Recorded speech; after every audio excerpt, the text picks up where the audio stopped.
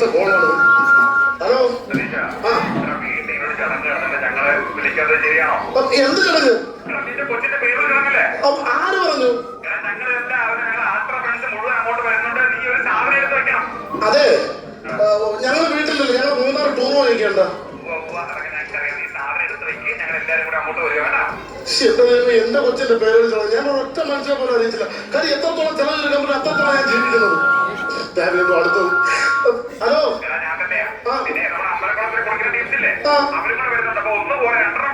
എടാ ഞങ്ങളില്ല, ഞങ്ങളിപ്പോ മൂന്നാറിന് കോവളത്തിലേക്ക് തിരിച്ചടാ. ഞങ്ങൾ അവിടെ നിന്ന് എന്റെ കൊച്ചിന്റെ പേര് ഞാൻ ഒറ്റ മനുഷ്യനടുത്തും പറഞ്ഞിട്ടില്ല. ഇത് ഈ നാട്ടിൽ പറഞ്ഞുകൊണ്ടിരിക്കുന്നത് ആരാണിത്?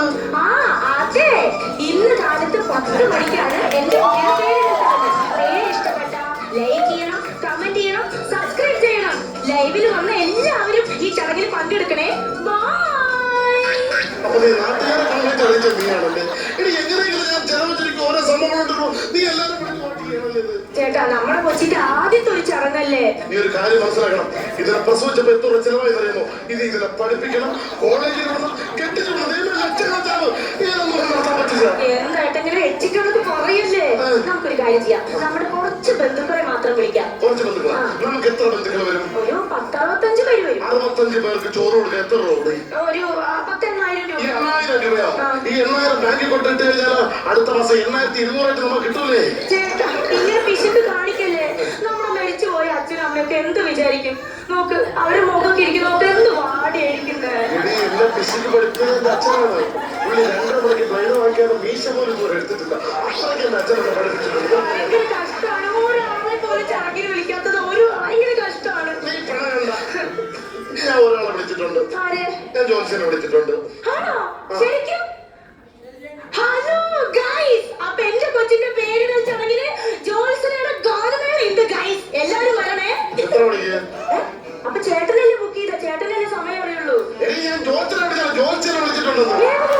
പ്രമോദ് മാള. വേണ്ട, എന്റെ അച്ഛന് ഇഷ്ടമല്ല. പ്രമോദ് അങ്ങനെയാണ് അച്ഛൻ വിളിക്കുന്നത്. കർക്കിടം പ്രമാണിച്ച് 10 പൈസക്കാണ് നമുക്ക് ഇത് ചെയ്തു തരാന്ന് പറയുന്നത്. ഓഫർ കിട്ടുമ്പോ ഞാൻ വിടുവോ? എന്തൊരു പിശുക്കാണ് ചേട്ടാ. ജീവിക്കാൻ പറ്റുന്ന കാലത്ത് ഉണ്ടായിരുന്നു. ഞാൻ അപ്പോഴേ പറഞ്ഞല്ലേ അപ്പുറത്തെ റൂമിൽ കിടക്കാൻ ഒന്ന് കിടന്നതിന്റെ അടുത്ത്. നിങ്ങളുടെ ജീവിക്കുന്നതിന് വരെ ഞാൻ ചാവുന്നതാ. ദൈവത്തെ ഓർത്ത് ചാവരുതേ. നീ ചത്തുകഴിഞ്ഞ പിന്നെ ചെലവുണ്ട്. ടാർപ്പ് എടുക്കണം, കസാര എടുക്കണം, എന്നെ തലയിൽ കൊണ്ട് വെക്കുന്നത്.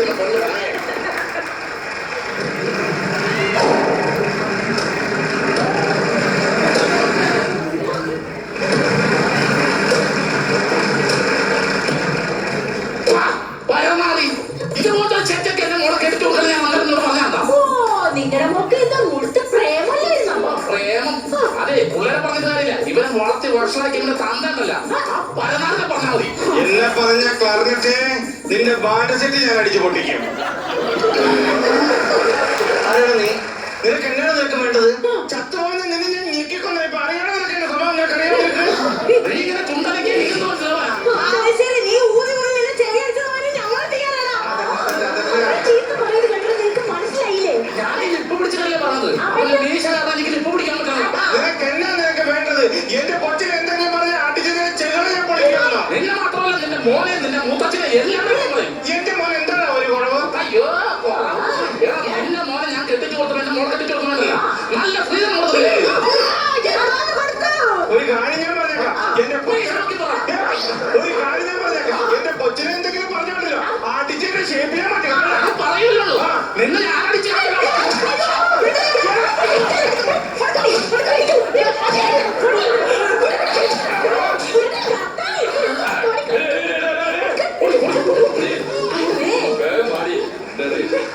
പറഞ്ഞ കാര്യമൊന്നുമല്ലോ.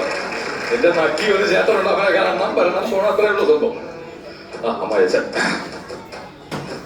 എന്റെ അമ്മായച്ച, ഞങ്ങൾക്ക് സ്വർഗത്തിൽ നിന്ന് ഞങ്ങളെ പ്രാർത്ഥിക്കണം. ഞങ്ങൾക്ക് നിങ്ങളുടെ പ്രാർത്ഥന ഉണ്ടെന്ന് ഞങ്ങൾക്കറിയാം. കാരണം ഭൂമിയിൽ ഞങ്ങൾക്ക് സന്തോഷമാണ്. നിങ്ങൾ എങ്ങനെയാണ് നിങ്ങളുടെ മകളെ എന്റെ കൈ പിടിച്ച് തന്നു? ഒരു ബോധവുമില്ലാതെ അവളെ ശരീരത്തിൽ ഇന്ന് വരെ ഞാൻ തൊട്ടിട്ടില്ല. അങ്ങനെ ജീവിക്കുകയാണ്, പ്രാർത്ഥിക്കുക, സന്തോഷിക്കുക. ആമീൻ.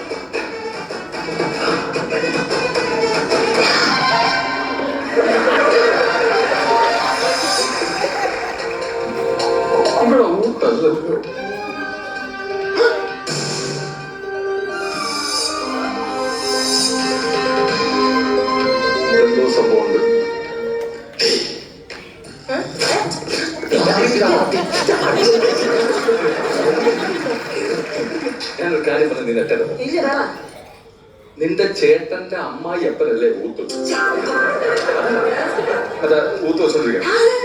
നിന്റെ അച്ഛന്റെ കയ്യിലല്ലേ വടി? പിന്നെ അച്ഛൻ എപ്പോഴും വടികത്തി പിടിച്ച് നടക്കുന്നത്. ഇപ്പൊ നിന്റെ അച്ഛൻ ഊത്തായി. നിന്റെ അച്ഛന്റെ കയ്യിൽ ഊത്തും നിന്റെ അമ്മായി അച്ഛന്റെ കയ്യിൽ വടിയുമായി. എന്തെന്നാ നോക്ക്, അച്ഛൻ്റെ കയ്യിലല്ലേ വടിയിരിക്കുന്നത്? എന്റെ അമ്മയുടെ കയ്യിൽ ഇട്ടോ? എന്റെ ദൈവത്തെ അല്ലെങ്കിൽ എവിടെ പോയാലും കാണാത്തൊക്കെ നിങ്ങൾക്ക് കാണുമല്ലോ. എന്താ പറയാനേട്ടാ? ഇവരെന്തോ മണക്കുന്നുണ്ട്. ദുരൂഹത ഏക്കുള്ളൂ. ദുരൂഹത മണക്കൂ? അത് പറയുന്നില്ലേ എന്തോ ദുരൂഹത മണക്കുന്നു. കേട്ടിട്ടില്ലേ? കണ്ട, ഇവിടെ എന്തോ സംഭവം കണ്ട, നിലവിളക്ക് ഇവിടെ കത്തിരിക്കുന്നു. അത് നമ്മുടെ പ്രോപ്പർട്ടിയില്. ഇവിടെ എന്തോ ഉണ്ട്. ഇവിടെ എന്തോ സംഭവിക്കുന്നുണ്ട്. ദൈവത്തിനാണ് സംഭവിക്കുന്നത്. നിന്നെ അറിയിച്ചിട്ടില്ല. നിന്നെ അറിയിച്ചിട്ടില്ല. എടാ മണ്ട, സൗണ്ട് ഉണ്ടാക്കാൻ കാണൂലായിരുന്നല്ല. ഒരു നാക്കിയ ആളിയെ നേരത്തെ ഇവിടെ കയറിയിട്ട് പൊതുവഴിയല്ല. ആറാം തമ്പുരാനിലെ മഞ്ജു വാര്യർന്ന് അറിഞ്ഞില്ലേ? അയ്യോ അയ്യോ എന്നെ വിളിച്ചോ? എന്ത് മഞ്ജു വാര്യർന്ന്?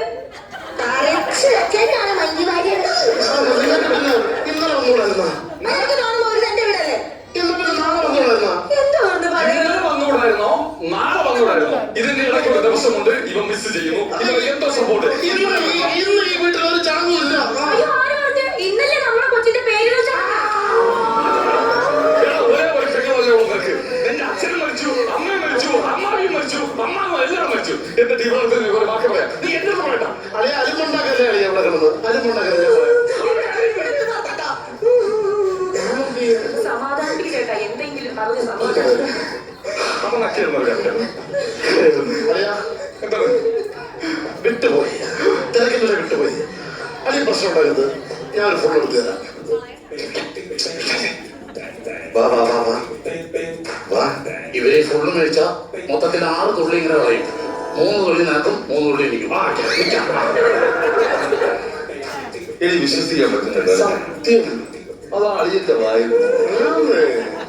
അളിയ പൈസ കൊടുക്കും. ഞാൻ പൈസ കൊടുത്ത് അളിയ ഫോൺ എടുത്തു തരാം. ലോകം അവസാനിക്കും.